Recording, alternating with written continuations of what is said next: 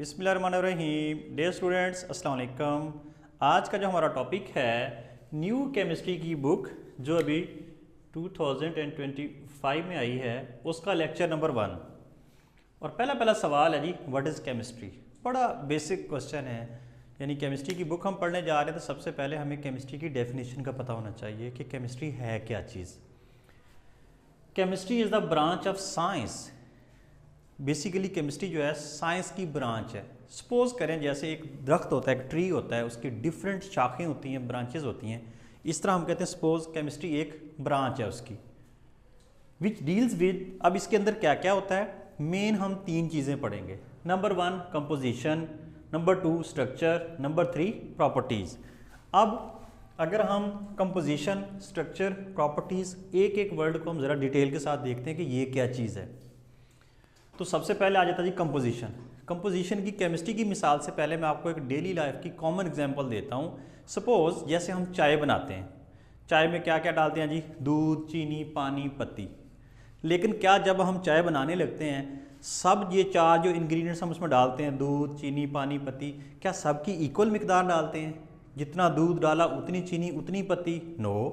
आप देखते होंगे दूध की मिकदार ज़्यादा है, पत्ती कम होती है, चीनी कम होती है। तो ये उसकी डिफरेंट कंपोजिशन है, यानी ये चाय की बनावट है। इसी तरह केमिस्ट्री में जब कोई कंपाउंड बनता है, मिसाल के तौर पर हमारे पास पानी है, उसका फार्मूला है H2O। हम इसकी कंपोजिशन देखते हैं कि वाटर की कंपोजिशन क्या है। इसमें 2 एटम हाइड्रोजन के, 1 एटम ऑक्सीजन का, ये इसकी बनावट है। इसी तरह हमारे पास कार्बन डाइऑक्साइड है, यानी इसमें 1 एटम कार्बन का है, 2 एटम्स ऑक्सीजन के हैं, ये इसकी बनावट है। तो इस चीज़ को उसकी कंपोजिशन कहते हैं। तो नंबर 2 पे आ जाएंगे स्ट्रक्चर। स्ट्रक्चर क्या होता है? जिस तरह हमारा एक स्ट्रक्चर है, जैसे हमारा अल्लाह ताला ने एक स्ट्रक्चर बनाया है, हमारा एक फेस है, हमारी आइज़ है, हमारा नोज़ है, हमारे हैंड्स हैं, हमारा एक स्ट्रक्चर है इंसान का। इसी तरह चेयर का एक स्ट्रक्चर है, बुक की एक स्ट्रक्चर है, दरवाजे का एक स्ट्रक्चर है, फ़ैन का एक स्ट्रक्चर है। इसी तरह केमिस्ट्री में जो हमारे पास कंपाउंड्स होते हैं, जो केमिकल्स होते हैं, उनका भी एक स्ट्रक्चर होता है। मिसाल के तौर पर ये पानी है, अगर हम वाटर का स्ट्रक्चर लिखें तो हम इस तरह लिखते हैं, हाइड्रोजन, ऑक्सीजन, हाइड्रोजन। इसी तरह अगर हम अमोनिया लिखते हैं तो अमोनिया का भी एक स्ट्रक्चर है इस तरह। वैसे अगर हम इसको कंबाइन करके लिखें तो ये NH3 होता है। इसी तरह हमारे पास मीथेन है, सुई गैस, जो हम घरों में गैस इस्तेमाल करते हैं, जिसे हम सुई गैस कहते हैं, बेसिकली मीथेन गैस है। उसके एटम्स की एक अपनी अरेंजमेंट है।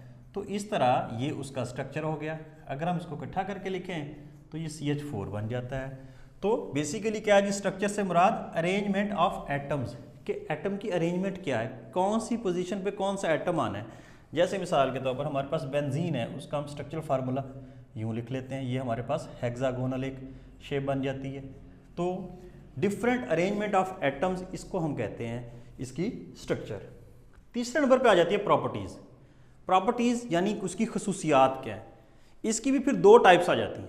Number 1 physical properties and other is the chemical properties. Physical properties जैसे हम इंसान हैं, हर इंसान की एक ज़ाहरी कुछ खसूसियात, जो यानी फिजिकल प्रॉपर्टी का मतलब ये है कि वो वाली प्रॉपर्टीज़, वो वाली खसूसियात जो आपको ज़ाहरी तौर पर नज़र आ रही हों। मिसाल के तौर पर आप किसी स्टूडेंट को देखते हैं, उसकी हाइट देखते हैं, उसका हम देखते हैं जी बालों का कलर कैसा है, उसका अपना रंग कैसा है, उसकी जो है ना हाइट कैसी है, उसकी क्लास कौन सी, मतलब ये सारी जो ज़ाहरी तौर पर आप देख रहे हैं उसकी फ़िज़िकल प्रॉपर्टीज़।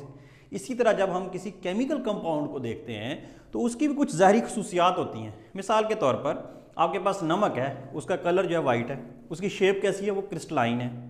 अच्छा, उसके मुकाबले में हम जो है चीनी को देखें, वो भी वाइट क्रिस्टलाइन है, लेकिन उसकी स्ट्रक्चर, उसका जो क्रिस्टल का साइज़ थोड़ा सा उससे बड़ा है। तो इस तरह वो वाली खसूसियात जो ज़ाहरी तौर पर नज़र आ रही होती हैं, जैसे किसी चीज़ का रंग, उसकी स्मेल, उसका कलर, और इसके अलावा उसकी बू, और इसके अलावा जैसे किसी कंपाउंड का मेल्टिंग पॉइंट, बॉइलिंग पॉइंट, ये सारी चीज़ें, उसकी डेंसिटी, उसका मैस, उसका वॉल्यूम, ये सारी चीज़ें फिजिकल प्रॉपर्टीज़ में आ जाती हैं। Other is the chemical properties. Chemical property से मुराद ये है कि जो उसके अंदर क्या एक चेंज आ जाए।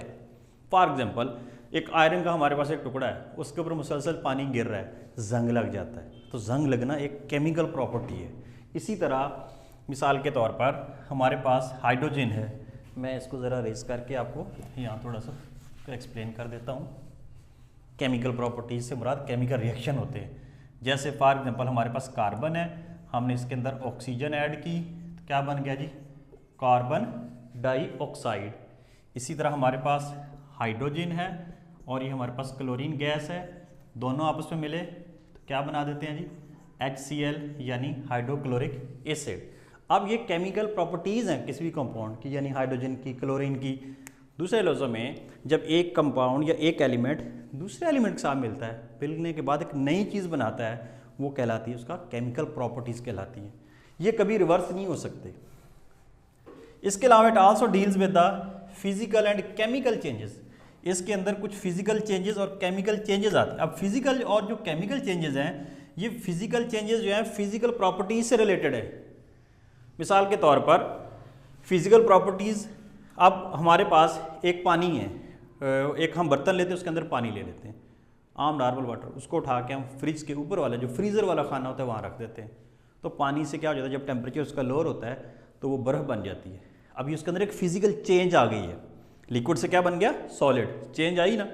अब इस चेंज को हम फिजिकल चेंज कहते हैं। क्यों, ये ज़ाहिरी तौर पर हमें नज़र भी आ रही है और ये रिवर्स भी हो सकती है। अब आप उसी बर्फ़ वाले बर्तन को उठाएं, बाहर धूप में रख दें, घंटे 2 घंटे बाद देखेंगे वापस पानी बन जाएगा। इसका मतलब physical change can reverse, physical change can reverse. अच्छा, जो केमिकल चेंज होती है वो केमिकल प्रॉपर्टी से रिलेटेड होती है। केमिकल चेंज जो है वो उसकी कंपोजिशन से रिलेटेड, उसमें चेंज नहीं आती, वो रिवर्स नहीं हो सकती। कैसे, मिसाल के तौर पर हमने कागज़ का टुकड़ा लिया, उसको जला दिया, आग लगी, ख़त्म हो गया। अब आप उस जले हुए टुकड़े को पहले जैसा बना के दिखाएं, नेवर। इसी तरह हमारे पास अंडा है, सपोज हम उसको पानी में डाल के बॉयल करते हैं, बॉयल हो गया, अब हम उस बॉयल एग को पहले जैसा बना के दिखाएं, नेवर। क्यों, उसके अंदर एक चेंज आ गई। तो इस तरह जो केमिस्ट्री है deals with the physical and chemical changes in matter, यानी जो हमारे पास मैटर की डेफिनेशन हम पहले पढ़ चुके हैं कि anything that has mass and occupy space.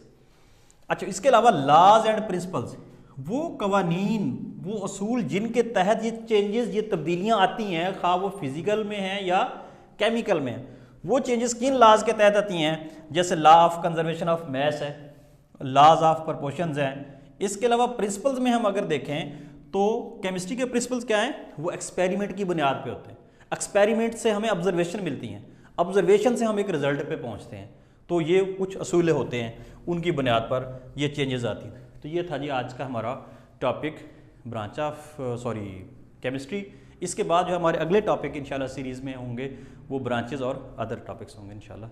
जज़ाकुमुल्लाह खैर, वासन फिल जज़ा।